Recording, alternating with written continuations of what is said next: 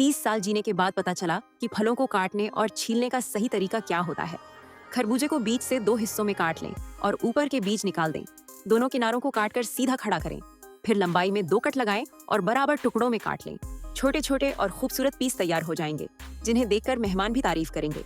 तरबूज को इस तरह तिरछा तिरछा कुछ कट लगाकर काटें। इस तरीके से रस बाहर नहीं निकलता और दिखने में भी बहुत सुंदर लगता है। कटने के बाद दोनों उंगलियों से ऊपर की तरफ धकेलें। दिल के आकार का तरबूज तैयार हो जाएगा। फिर बीच में एक और कट लगाकर दोनों तरफ फैलाएं। इसकी खूबसूरती दोगुनी हो जाएगी, आसान भी और शानदार भी। आम लोग लीची को सीधे नाखून से छीलते हैं, जिससे गूदा खराब हो जाता है और हाथ रस से भर जाते हैं।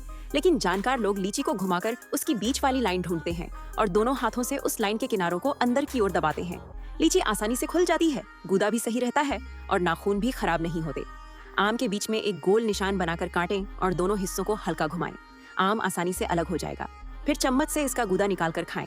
बहुत मजेदार लगता है। ड्रैगन फ्रूट के ऊपर और नीचे का हिस्सा काट दें। फिर इसे 2 हिस्सों में बांट लें। गूदे पर लंबाई में 4 कट और चौड़ाई में 3 कट लगाएं। फिर छिलके के किनारे किनारे चाकू घुमाएं।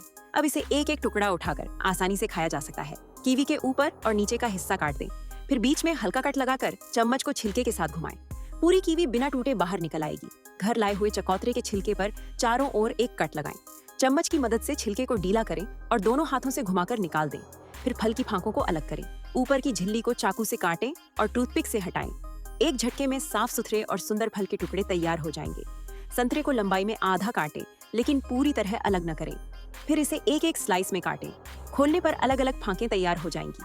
इसे सीधे खाया जा सकता है और हाथ भी गंदे नहीं होते। छोटे मुंह वाले दोस्तों के लिए भी यह तरीका बहुत सुविधाजनक है। अनानास का ऊपर और नीचे का हिस्सा काट दें। फिर बीच से 2 हिस्सों में बांट लें। इसके प्राकृतिक पैटर्न के अनुसार तिरछे कट लगाएं। फिर दूसरी दिशा में भी कट लगाएं। इस तरीके से खाना साफ सुथरा और आसान हो जाता है। अनार के ऊपर चौकोर आकार का कट लगाकर ढक्कन जैसा हिस्सा हटा दें। फिर झिल्लियों के अनुसार नीचे की ओर कट लगाएं और हर हिस्से को अलग करें।